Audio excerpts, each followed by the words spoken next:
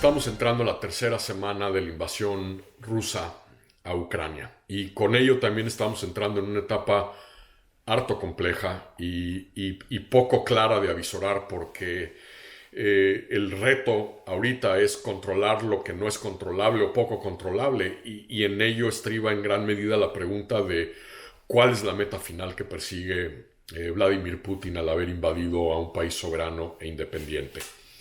Es decapitar al gobierno ucraniano y colocar un gobierno títere, es ocupar de manera permanente o semipermanente el país.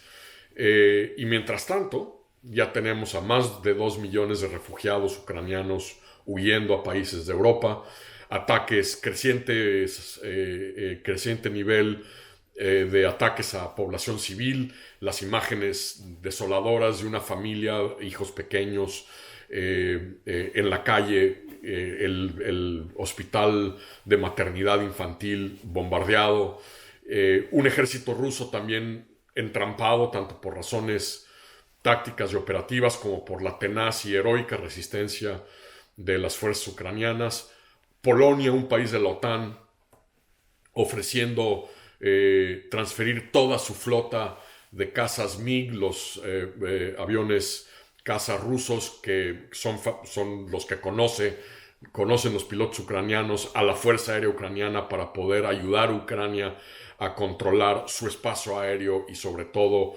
neutralizar el uso de artillería pesada rusa contra ciudades ucranianas. Y a la vez también en momentos en donde por un lado se nota poco esfuerzo en capitales occidentales por establecer canales de comunicación con el Kremlin, con el gobierno ruso. Macron habló con el presidente, pero creo que hay una convicción, sobre todo aquí en Washington, que en este momento por lo menos hay escepticismo de que el Kremlin está dispuesto a negociar o a encontrar alguna vía de resolución en este momento. Y lo que todo esto también implica es que mientras tanto es difícil avisorar una rampa de salida que le permita a Putin por un lado salvar cara, por el otro poder por lo menos hacia el interior de Rusia argumentar que ha logrado de alguna manera sus objetivos y su cometido, que pueda salvar cara en este sentido y que no se le arrincone y no esté tentado a recurrir a acciones bélicas mucho más peligrosas en momentos en donde ustedes recordarán incluso de manera ni tan soterrada amenazado con activar el nivel de alerta de sus fuerzas de disuasión nuclear. En todo este proceso además pues en México se ha reactivado este debate sobre si somos neutrales, lo que implica, cuál debe ser la posición de México y la pregunta que yo les haría es ¿cómo se puede ser neutral frente a una masacre? La guerra en Ucrania no es una suerte de conflicto interno, no son dos repúblicas separatistas a las que está defendiendo Rusia frente al gobierno en Kiev. Tampoco es lo que Rusia persiste en llamar una operación militar especial. Es una invasión, es una agresión premeditada e injustificada a un país independiente. Se ha violentado la soberanía de una nación, incluso hay que soplarse la chulada del canciller ruso ayer en un foro en Turquía, aventándose la declaración de que Rusia no ha invadido a Ucrania. Es decir, estamos llegando a niveles orwellianos en la desinformación y en las mentiras sobre qué es lo que está ocurriendo en Ucrania. Y hay que decirlo tal cual. La fuerza se impuso a la razón, al derecho internacional y a las leyes frente a los ojos del mundo. La frente es para todas las naciones del mundo, no hubo provocación ucraniana. La simple existencia de esa nación, de un régimen moderadamente democrático en Ucrania, es lo que impulsó a Putin a atacar. Es lo que explica también en gran medida por qué 141 de las 193 naciones que están en la Asamblea General de Naciones Unidas votaron a favor de una resolución de condena de la invasión rusa. Pero la obligación ética, yo creo que tenemos muchas naciones, va más allá de la condena. Se puede hacer mucho más para pacíficamente presionar al invasor, la condena a la violencia debe ser solo el primer paso.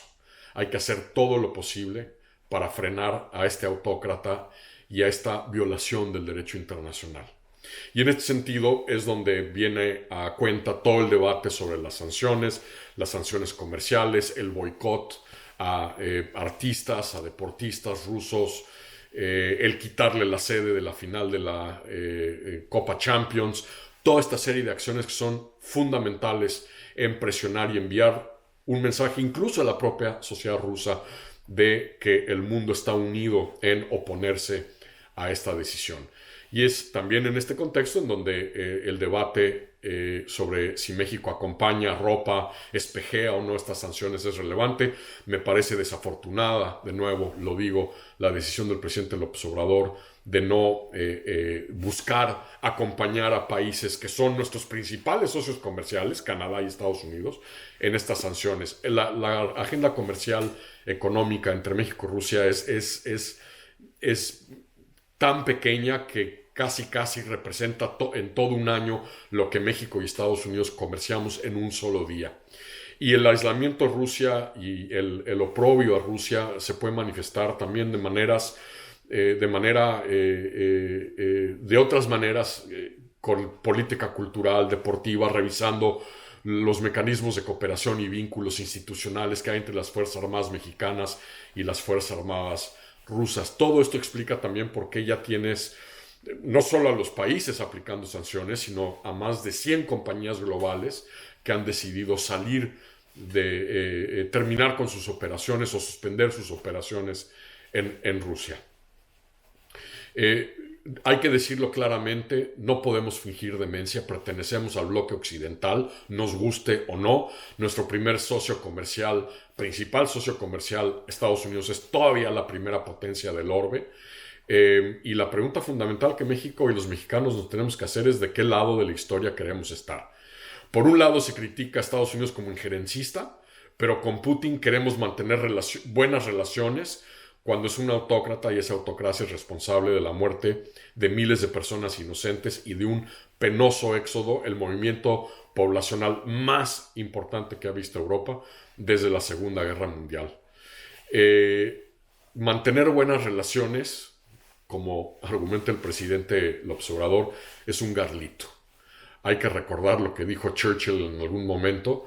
Como bien dijo, el objetivo de la diplomacia es asegurar un beneficio, no es transmitir elogios. Es hora de definiciones para México.